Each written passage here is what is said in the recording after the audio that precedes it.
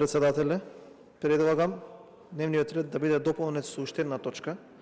Предлог на закон за задолжување на Република Македонија со заем кај Унгарската експорт-импорт банка, приватно друштво со ограничена одговорност по договор за заем за буџетско финансирање и финансирање на општи цели по скратена постапка. Имено и како што постоеше оваа тема во јавноста, овие средства како ретко кога досега се бараат наменски со една суштинска цел.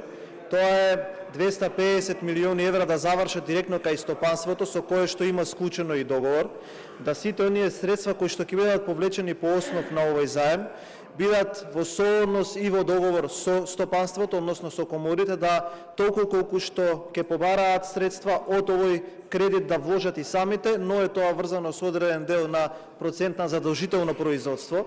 Со ова и со овој импут во стопанството се очекува раст на бруто домашниот производ, како и засилување на приватниот сектор, со што уште една се укажува стратешката цел на државата за поддршка и за засилување на стопанството, додека другите 250 милиони евра завршуваат директно кај проекти од капитален интерес, односно кај општините, за да може да ги изградат сите оние проекти кои што во минатото се и такако потребни. Затоа и во интерес на овој аргумент додавам дека во моментов тече рок во кој што секоја општина во државата може до институциите да се обрати со проект кој што ќе биде веднаш евалуиран и кој ќе биде вратен назад, а средствата кои што се побарани ќе бидат и одобрени. Ова е поволен кредит, бидејќи сите кои што ги следат меѓународните финансиски пазари знаат дека каматата од 3,25% и рокот на враќање од 15 години, од кои што 3 години се грејс период, се сосема доволни за да може, односно се сосема солидни за да може да се повлечат овие средства од финансискиот пазар и да може